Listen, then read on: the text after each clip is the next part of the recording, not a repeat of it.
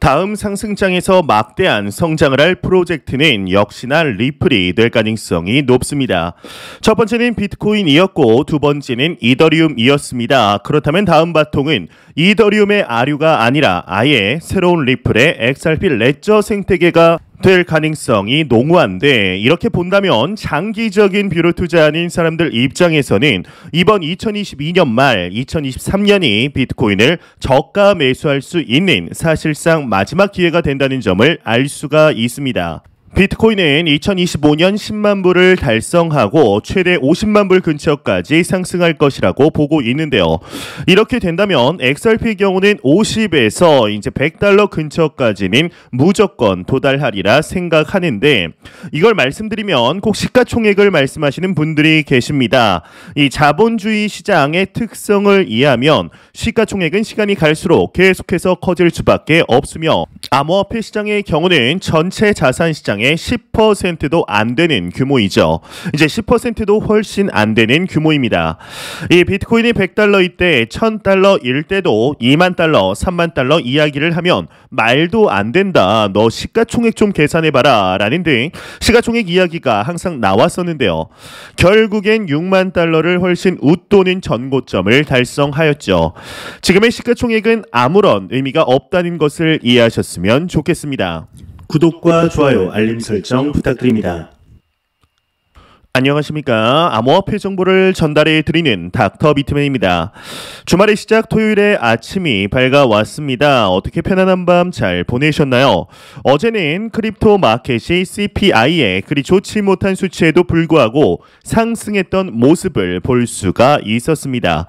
그런데 이는 한여름밤의 꿈이었던 것일까요? 이제 오늘 다시 하락을 하고 있는데, 일단 코인 마켓캡에서 메이저 탑 10 코인들 먼저 살펴보도록 하겠습니다. 네, 일단 시가총액 1위의 비트코인의 경우는 전날 대비 1.50% 하락한 19,135달러를 나타내고 있습니다.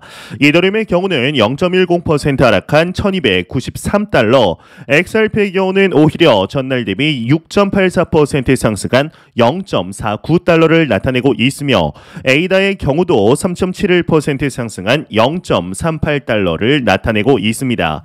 비트코인의 더미넌스, 이더리움의 더미넌스 각각 살펴보게 되면 40.3%, 17.3%를 나타내고 있는데요. 그렇다면 과연 선물 투자자분들 현재 포지션 어떻게 나누고 있는지 롱숏 비율 한번 확인해 보도록 하겠습니다. 일단 비트코인의 경우는 롱 포지션이 67%로 더욱 우위를 점하고 있습니다. 이더리움의 경우는 숏 포지션이 57%를 나타내고 있는데, XRP의 경우는 롱 포지션이 60%로 이제 우위를 점하고 있네요.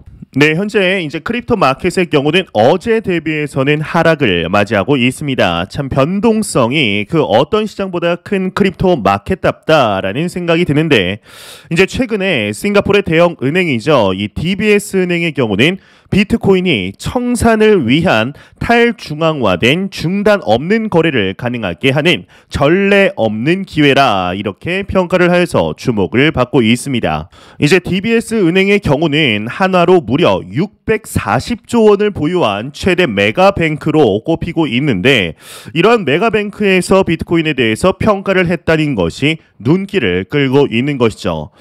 이 DBS의 경우는 비트코인에 대해서 가격적인 측면으로만 접근하게 된다면 변동성에 비트코인이 주는 혜택을 알기 어려울 것이라고 분석하면서도 탈중앙화된 방식의 효용성에 주목을 하였는데, 비트코인이 철저히 검증을 자율적인 참여자들, 즉 노드를 통해 이루어지기 때문에 중앙화된 기관의 제어를 받지 않는다는 점에서 매우 의미 있다고 할 수 있겠죠. 그런데 왜 탈중앙화가 지금에 와서야 다시 한번 화두가 되는 것일까요? 이미 이제 10년도 넘은 비트코인의 탈중앙화 이슈는 이제는 심지어 올드해 보이기까지 합니다. 하지만 탈중앙화는 언제나 이제 위기 가운데서 더 나오기 마련인데, 한 국가에 귀속된 은행이 전쟁이나 천재지변 등으로 데이터를 잃어버릴 수 있다는 사실이 늘 불안감을 가지게 하기 때문이죠. 이는 이제 개인도 마찬가지입니다. 이 클라우드라는 개념은 사실 이러한 불안감에서 나왔다고 해도 전혀 이상하지 않은데요. 지금 상황에서 금을 사라는 말은 금융위기를 예견하는 매우 합리적인 제안이라고 생각할지 모릅니다. 이 보수적인 투자 성향을 가진 이들은 이미 5%에 근접하고 있어 은행 예금에 집중할 수도 있습니다. 하지만 이럴 때일수록 비트코인을 포트폴리오에 반드시 넣어야 합니다. 흔히 블록체인에 대한 이해가 없는 사람들이 이제 비트코인이 망하면 어떻게 하냐라고 묻는 경우 우리는 심심치 않게 볼 수가 있습니다. 그런데 이제 한 가지 확실하게 말씀드릴 수 있는 거는 이 비트코인은 절대로 망하지 않습니다. 인터넷이 지구상에서 흔적도 없이 사라진다면 비트코인은 그날에서야 사라지게 될 것입니다. 2017년 처음 코인 마켓에 들어왔을 때는 개인들 정도나 관심을 가졌습니다. 하지만 2022년은 하락장에도 끊임없이 대기업들과 기관, 국가들이 비트코인에 관심을 가지고 표하고 있습니다. 사실 비트코인 이외에는 모두 다 알트코인이라고 부를 수 있는데 비즈니스적인 퍼포먼스를 제대로 내지 못하며 결국 모두 사라지게 되죠. 하지만 비트코인은 예외입니다. 완벽한 탈중앙화와 영속성을 기반으로 비트코인은 유유히 시대를 흘러 가격의 상승을 이루고 있습니다. 그렇기 때문에 포트폴리오의 일정 부분 비트코인 그리고 이더리움을 넣어서 리스크 관리에 힘쓰시는 게 좋을 것으로 보이는데요. 이 크립토 마켓의 내재 가치를 충분히 이해하신다면 현재의 하락장은 아무런 장애물이 되지 않습니다. 오히려 더욱 저렴하게 살 수 있는 바겐세일 기간이 될 텐데 위기에서 기회를 찾는다는 말을 저는 요즘 다시 느끼고 있습니다. 이제 작년 2021년의 상승장 당시 제 개인적으로 느낄 때 충분한 개수를 모으지 못하였습니다. 그러다가 급작스러운 상승장이 찾아오며 새로운 고점을 찍게 되었죠. 이렇게 상승하던 기간 동안 마음속으로 생각하던 것이 있습니다. 바로 비트코인의 가격 기준 2만 달러 아래로 다시금 떨어진다면 최선을 다해서 비트코인을 매수해야겠다. 그런데 그러한 기회가 정말 다시 올까라는 생각이 들었습니다. 이제 물론 가격이 상승했을 땐 좋았고 이후 하락할 때는 아무리 바겐세일 기간이라 말씀을 드려도 저 또한 사람인지라 이 계좌가 하루하루 줄어드는 게 보이는데 참 마음이 좋지만은 않았겠죠. 답답했던 것은 사실입니다. 그렇지만 정말 지금 일생일대의 기회가 왔다고 생각하고 있으며 놀랍게도 저와 같이 생각한 투자자 분들 중 실제로 2만 달러 아래가 오면 빤스까지 팔아 사겠다라고 이야기한 투자자들은 이미 시장을 떠났다는 것을 확인할 수가 있었습니다. 이를 보면서 이제 현재 영상을 보고 계신 여러분들과 저는 얼마나 좋은 기회인지 다시 한번 생각하며 개수에 집중하여서 다음 상승장 때까지 목표한 개수를 모으도록 노력하고 있습니다.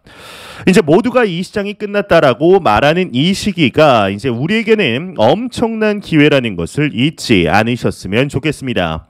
이제 정말 얼마 남지 않은 2022년 크립토 마켓이 어떤 양상으로 흘러들어가게 될 것인지 충분히 기대해보아도 좋지 않을까 생각이 드네요. 이제 지금으로부터 4년 전이죠. 2018년 1월 폭락 당시 사실상 거의 모든 코인들이 상승전 가격대로 돌아갔습니다. 하지만 이제 2021년이 지나 2022년이 왔고 하락이 현재도 이어지고 있지만 여전히 코인 가격은 상승 직전의 가격으로 돌아가지 않았죠. 오히려 그보다 약간씩 더 높은 가격대를 형성하고 있습니다. 이 때문에 2022년 우리가 겪었고 현재도 겪고 있는 하락장은 이제 크립토 윈터가 아니라고 주장하는 사람들도 상당 부분 있는 것이 사실입니다. 그런데 이제 크립토 윈터가 아니라고 하기에는 지금 하락은 분명히 지속적입니다. 거기다가 매크로 경제 상황들도 최악으로 치닫고 있죠. 그러니 지금 상황을 조정이라고 말하기는 매우 어려운 것이 사실입니다.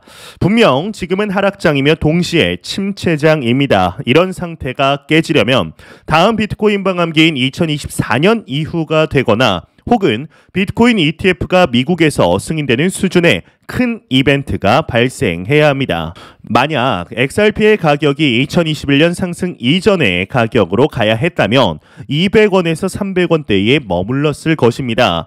그래서 XRP가 400원 언저리에 있을 때는 개인적으로 놀라지 않았는데 그냥 원위치 하는구나 라고 생각했습니다. 하지만 현재의 XRP 가격은 700원대로 나름 잘 방어해주고 있습니다. 오히려 높은 수준의 평가를 받고 있다고 있다고 말해도 과언이 아닌데 리플에게 아킬레스건이라고 할 수 있는 이제 SEC와의 소송 문제가 현재 남아있죠. 사실 이제 여타의 프로젝트들과는 달리 이 리플은 이 점에서 상당한 차이를 보이고 있는데 그냥 벌금으로 마무리하면 될 것 같은 소송을 리플사는 반드시 이기기 위해서 하고 있기 때문입니다. 그렇다고 리플이 이길 수 있는 가능성이 유독 높다고 단정해서 말하기는 어렵습니다. 처음 이 소송을 시작할 때부터 이기는 것보다는 합의가 더 유연하게 진행이 될 것으로 보았는데 그렇지만 이제는 그러한 수준을 훨씬 뛰어넘었죠. 지금 XRP의 경우는 글로벌 송금 분야가 당연히 사업의 핵심 분야입니다. 하지만 이러한 현금 창출 분야를 통해 궁극적으로 차지해야 할 영역은 XRP 레저를 통한 생태계 확장이죠. 이더리움의 스마트 컨트랙트에 비견될 만한 성장이 필요한 것인데 어쩌면 다음 상승장에서 막대한 성장을 할 프로젝트는 역시나 리플이 될 가능성이 높습니다. 첫 번째는 비트코인이었고 두 번째는 이더리움이었습니다. 그렇다면 다음 바통은 이더리움의 아류작이 아니라 아예 새로운 리플의 XRP 레저 생태계가 될 가능성이 농후한데요. 참 600일이 넘는 시간 동안 미등록 증권 소송으로 인해 XRP 투자자들에게 피눈물을 흘리게 하고 있습니다. 이게 조금 오를만 하면 하락하고 오를만 하면 예상치도 못한 악재가 튀어나와서 하락하는 모습을 우리는 확인할 수가 있는데요. 이제는 크립토 마켓이 만들어내고 있는 글로벌 생태계 확장 모습들을 보게 되면 기나긴 소송 또한 마무리되려는 듯 보이고 있습니다. 과연 이 소송이 마무리가 되며 핵심 규제안들이 나오고 명확한 관할권이 정해지게 되었을 때 그동안 눌려 있었던 XRP의 가격이 어디까지 상승하게 될 것인지 충분히 기대해 볼 만하지 않을까 생각이 듭니다. 이제 엊그제 한국 시간으로 21시 30분 저녁 9시 30분이죠. 9월의 CPI가 발표가 되게 됩니다.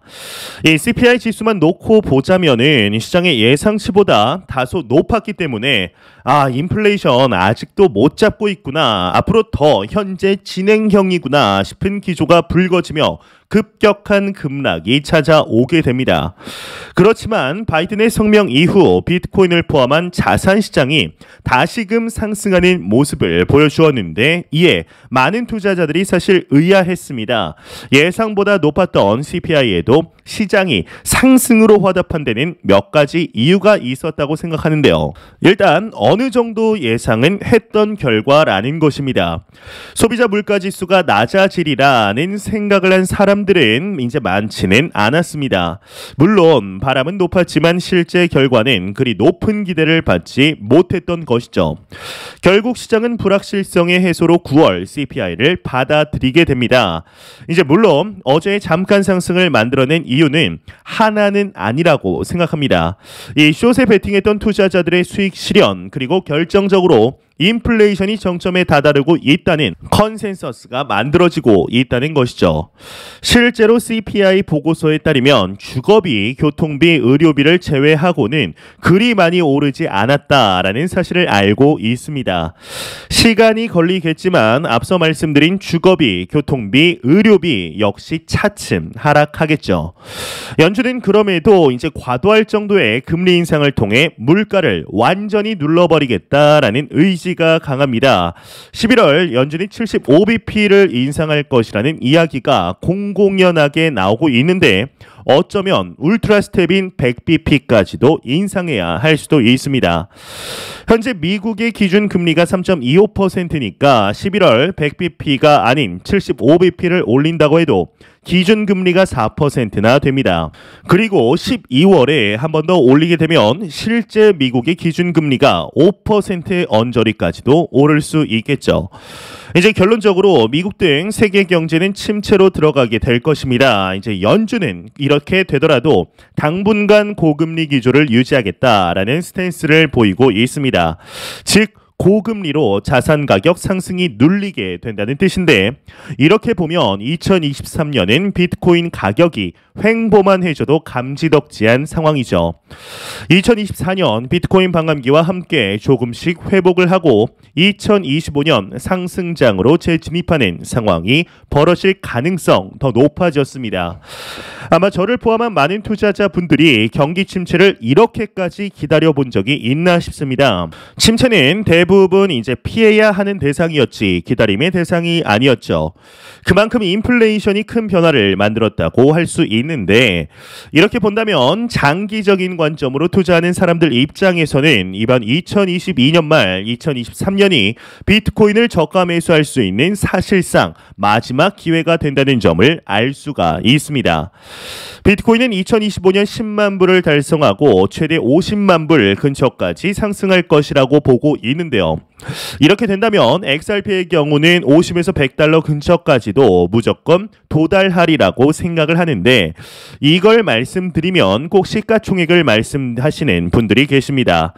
이 자본시장의 특성을 이해하면 시가총액은 시간이 갈수록 계속해서 커질 수밖에 없으며, 암호화폐 시장의 경우는 전체 자산시장의 10%도 안 되는 규모입니다. 이제 10%도 훨씬 안 되는 규모이죠. 비트코인이 100달러일 때, 1000달러일 때도 2만 달러, 3만 달러 이야기할 때 말도 안 된다, 시가총액 이제 계산 좀 해봐라 등 시가총액 이야기가 항상 나왔었는데요. 결국엔 6만 달러를 훨씬 웃도는 전고점을 달성하였죠. 지금의 시가총액은 아무런 의미가 없다는 것을 이해하셨으면 좋겠습니다. 이제 매 영상 말씀드리지만 우리가 현재 투자하고 있는 이 자산시장은 내재 가치가 가장 높은 시장이면서 동시에 변동성이 가장 큰 시장입니다. 절대로 단기적인 시각으로 이 시장 바라보지 마시고 장기적인 시각으로 또한 오랜 시간 동안 함께할 수 있는 여유 자금을 통하여 투자를 진행하시길 진심으로 바라 보겠습니다. 제가 준비해온 소식은 여기까지입니다. 영상이 도움이 되셨다면 구독과 좋아요 그리고 광고 한 편만 처음부터 끝까지 시청 부탁드립니다. 이 채널은 오직 광고 수익으로 운영이 되게 됩니다. 항상 영상 시청해 주시는 시청자분들, 구독자분들 너무나 감사드립니다. 오늘 남은 시간 잘 마무리하시길 바라면서 저는 더욱 도움이 되는 영상으로 찾아뵙도록 하겠습니다. 지금까지 닥터 비트맨이었습니다. 감사합니다.